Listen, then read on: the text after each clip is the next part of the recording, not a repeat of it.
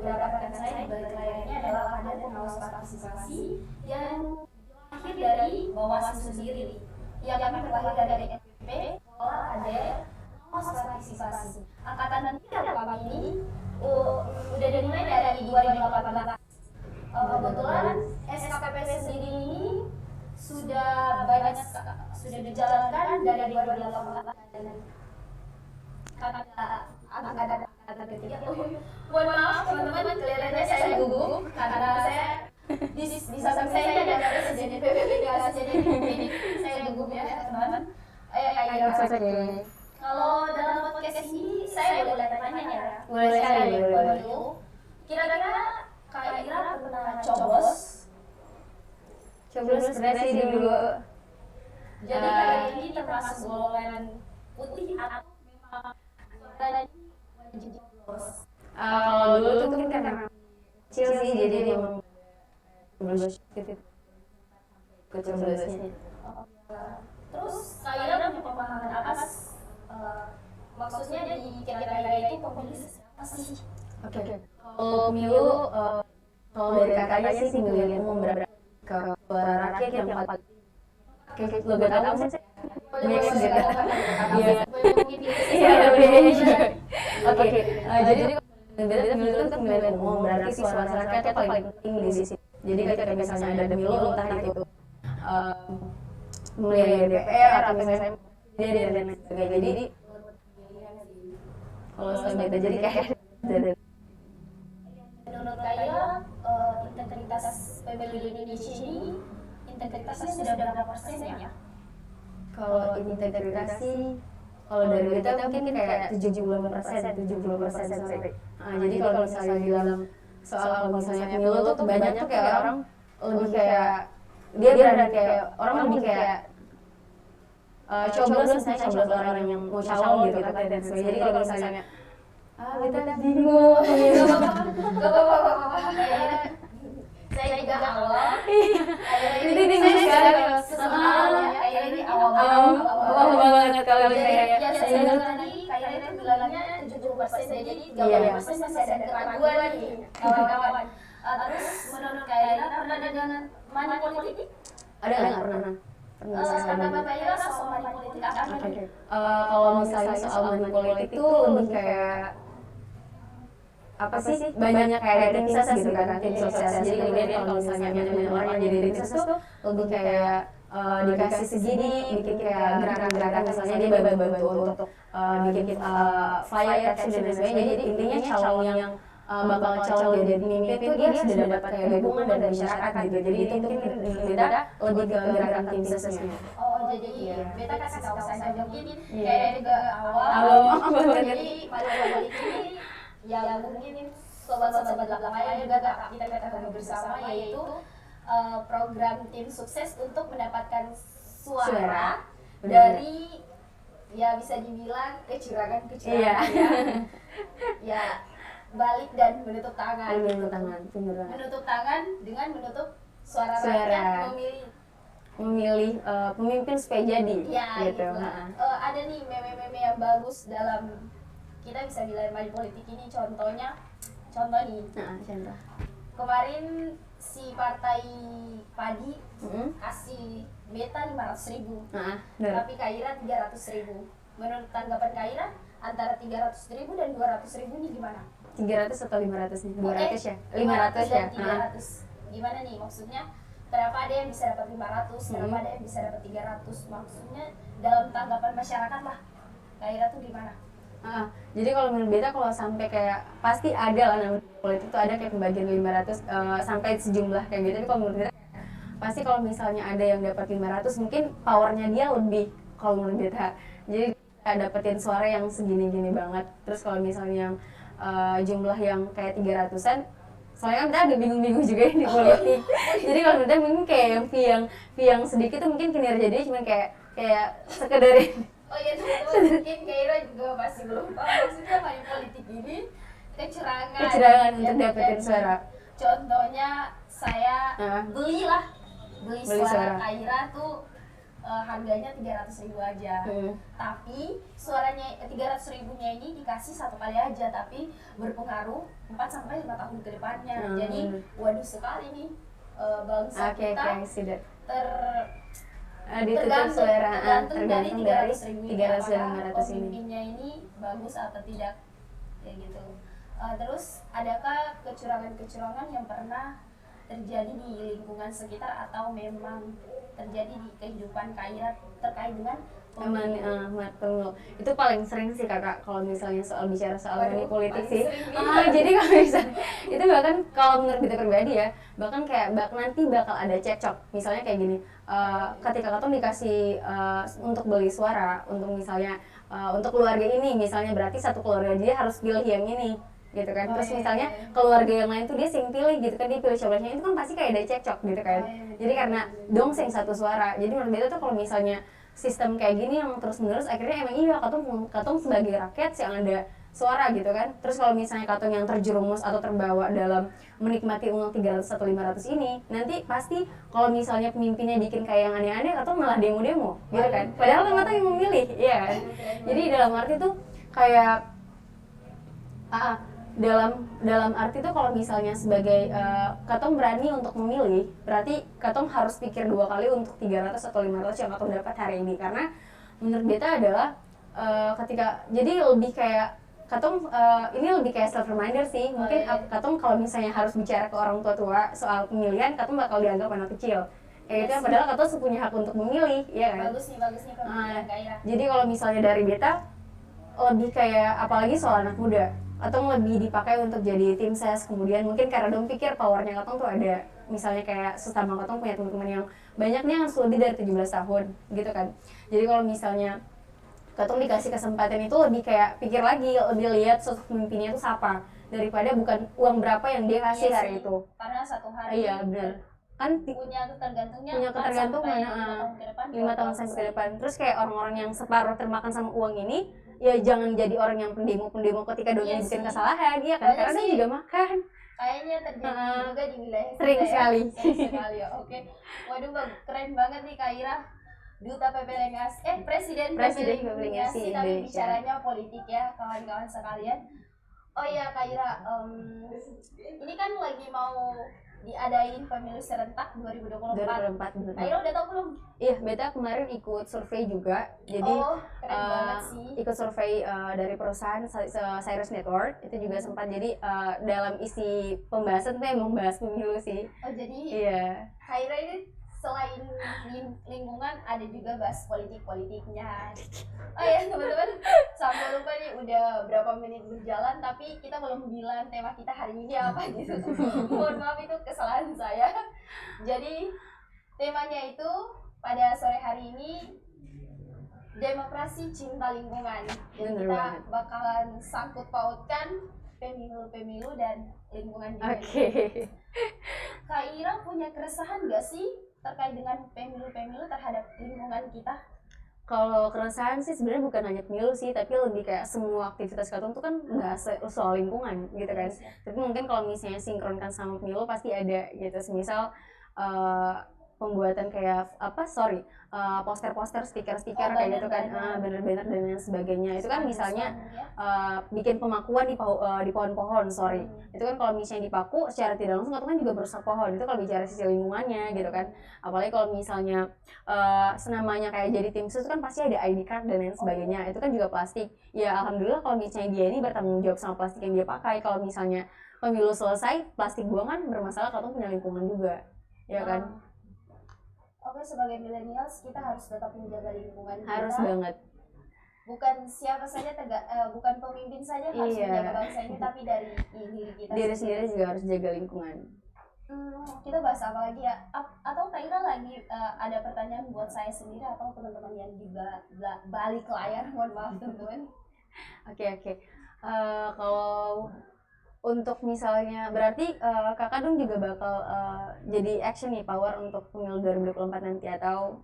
Iya, kami bakalan jadi pengawas partisipatif di pemilu 2024 pada hari H maupun sebelum hari H-nya. Oke, keren banget. Jadi kalau misalnya untuk lingkungan menurut Beta mungkin bisa dimulai dari lingkungan kecil dulu. Jadi mungkin dari kakak sama teman-teman tim ketika pengen mengawasi ini dan lain sebagainya, mungkin katong harapannya adalah bisa bertanggung jawab sama plastik yang katong pakai itu gitu kan. Jadi sebelum bahas ke politik, ini adalah dimulai dari lingkungan yang terjadi. Sebelum katong bilang orang-orang yang mengikuti pemilu bertanggung jawab, menurut Beta alangkah baiknya katong dari lingkungan yang dalam ruangan ini dulu. Kayak gitu. Itu poin paling penting. Balik layar, ingat ya, plastik itu harus dibuang pada tempatnya. Iya benar. Bukan pas makan buang. Pas makan buang sembarangan. Ini contoh yang baik nih, Kaira, keren banget hari ini. Enggak punya pertanyaan lain? Iya, apa? boleh dari kakak Beta yang jawab. Atau apa diskusi? Mungkin dari Beta sendiri untuk Kaira terkait pemilu 2024 nih. Boleh banget. Kira-kira Kaira bakalan golput atau enggak nih? Alhamdulillah, insya Allah sih akan. Iya, karena kalau misalnya sampai 2024 berarti kan 24 tahun kan, dan menurut Beta kayak yang tadi Kak Vivi sempat bilang kalau misalnya golput itu emang pilihan tapi bukan pilihan yang terbaik, ya kan? Beta sempat kutip itu sih. Jadi dalam arti itu iya. Tiap ada pembicaraan pasti saya pakai. Jadi menurut Beta tuh sampai di umur segitu yang 17 tahun yang pokoknya waktu yang bisa coblos, alangkah baiknya coblos gitu kan, karena menurut Beta satu suara tuh berharga, dan itu harus pastikan suara yang benar-benar dari apa yang pengen katong pilih gitu. Jadi harapannya tuh jangan sampai katong termakan dari kayak money politik tadi dan lain sebagainya kayak gitu. Iya, Kaira dan teman-teman sekalian, mungkin badan penyelenggaraan pemilu ini bukan hanya KPU saja ya. Bener banget. Tapi ada Bawaslu, ada DKPP. DKPP ini tugasnya itu untuk mengawas pemilu yang diselenggarakan, atau ada terjadinya kecurangan itu bakalan berurusan sama DKPP. Untuk Bawaslu sendiri ini bakalan mengawasi proses penyelenggaraan pemilu yang diselenggarakan oleh KPU sendiri. Mungkin ada tambahan dari kaum di balik layar? Itu boleh sih tambahan dikit. Oh, boleh tambahan, boleh santai. Jadi kemarin waktu pemilihan presiden tuh ada pemilu sih. Jadi tapi sesama warganya Peperingasi bukan. Oh iya. Iya, presiden Peperingasi. Dipilih dalam proses pemilihannya itu coblos juga. Jadi ada Bawaslu-nya juga, ada KPU-nya juga. Nah, jadi waktu itu karena presiden ini kan baru nih perdana, presiden Peperingasi itu baru 2021 sampai 2023 nanti insya Allah. Jadi awalnya tuh katong Peperingasi itu cuma ada IKAPI, Ikatan Alumni Peperingasi gitu kan. Jadi akhirnya waktu bikin perombakan ke pemilihan presiden, banyak anggota Peperingasinya tuh yang masih kayak bingung-bingung, maksudnya kayak kenapa ada IKAPI yang ketuanya harus ada presiden lagi gitu kan. Akhirnya waktu bikin pemilihan dan lain sebagainya itu bicara golput, banyak juga yang golput. Jadi menurut Beta kalau misalnya disinkronkan dengan pemilu presiden sama ada nyambungnya sampai Peperingasi juga, kalau menurut Beta golput tuh ada beberapa alasan sih. Jadi kemungkinan yang pertama mungkin karena dong yang paham cara memilihnya bagaimana, atau merasa ribet dan lain sebagainya, atau yang kedua mungkin dong belum yakin sama calonnya tuh dia bisa memimpin sih, yang leadernya kayak gimana. Antara calon-calon ini iya benar banget, nggak yakin gitu. Sing yakin. Jadi kalau misalnya bicara golput tuh menurut Beta pasti ada gitu kan. Karena dong sing yakin, karena dong takut suara yang dong kasih keluar nanti itu bakal disayangkan kalau misalnya si pemimpin ini bikin kekecewaan gitu kan. Kan kita sebagai warga negara Indonesia harus wajib memilih. Iya. Karena golput dan tidak golput, pemimpinnya itu bakal memimpin. Nah, jadi kayak mungkin kalau untuk semua teman-teman pemuda yang katong dikasih kesempatan untuk mencoblos, lebih ke lihat sosok pemimpinnya itu seperti apa. Jadi lihat sosok pemimpinnya bukan dari berapa yang dia kasih pada hari itu. Mungkin katong sinkronkan sama yang tadi, karena menurut Beta kalau misalnya yang dia kasih itu sih bakal menjamin kepemimpinannya kayak ke depan kan. Katong bicara soal hati orang tuh kan berubah-ubah ya. Apalagi kalau misalnya dikasih jabatan atau kekuasaan yang seperti ini, katong sih menjamin bahwa semua orang akan tetap baik. Tapi katong harapannya katong pemimpin kan pasti baik-baik gitu kan. Jadi kalau misalnya dari Beta untuk Beta dan juga semua teman-teman anak muda, mungkin katong lebih lihat sosok pemimpinnya seperti apa kayak gitu. Jadi suaranya katong ketika dong ini terpilih, katong sing lagi ada kekecewaan gitu kan, walaupun kesalahan yang bikin nanti itu bakal bikin mengecewakan, tapi lebih kayak oh sing papa it's my chosen. Iya itu adalah suara saya ya. Iya, jadi milenial sekalian, aduh saya tadi mau ngomong apa udah lupa. Oh iya, terkait dengan kadar pengawas partisipatif, mungkin Kak Ira berminat untuk mencari tahu apa sih kadar pengawas partisipatif itu. Kita juga punya bukunya, terus ada teman-teman sekalian yang di balik layar. Terus saya ingatkan sekali lagi, kadar pengawas partisipatif ini sifatnya sukarela. Oke, sukarela. Jadi kita mengawas ini sukarela dan ingin sekali pemilu pada Indonesia ini berjalan terus. Ya, berjalan terus dan khususnya itu berintegritas, biar ada ketahanan terhadap pemimpin kita dan juga proses pemilu kita di Indonesia. Ya, mungkin itu saja rekan-rekan di balik layar.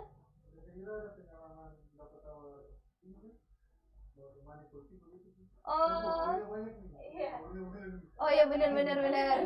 Kalau sampai hari ini alhamdulillah belum sih. Oh belum, jangan sampai, jangan pernah terjadi ya. Kata belum itu bisa jadi datang Bisa gitu. jadi ada dan tiada ya kakak ya. Ya, mungkin ada lagi kawan-kawan di balik layar.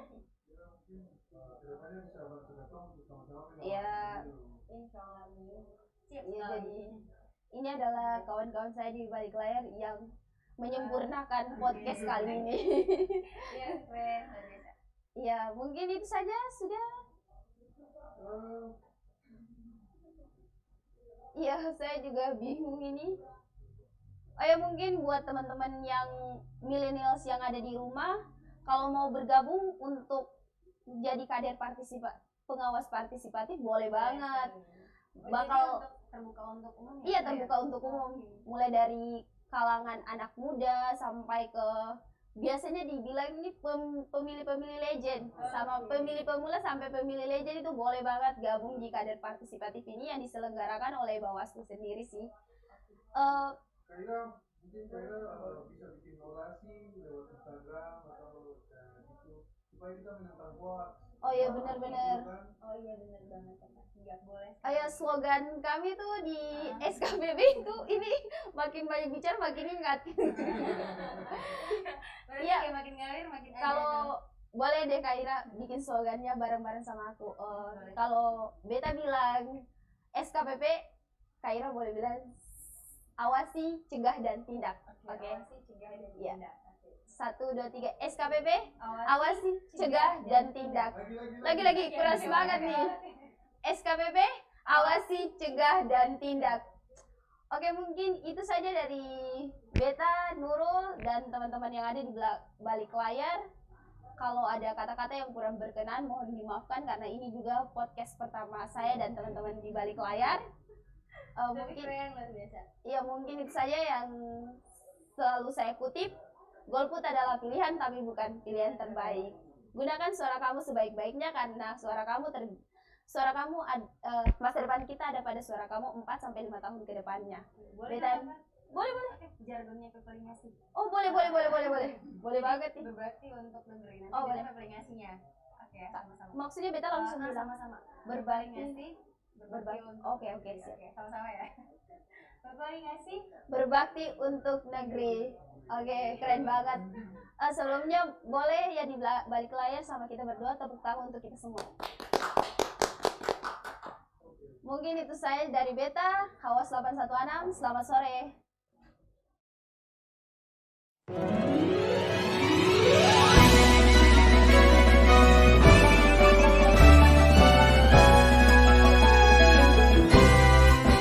Kami pengawas pemilihan umum, mengabdi untuk negara dan berjiwa Pancasila, bertugas untuk mengawal demokrasi bangsa Indonesia.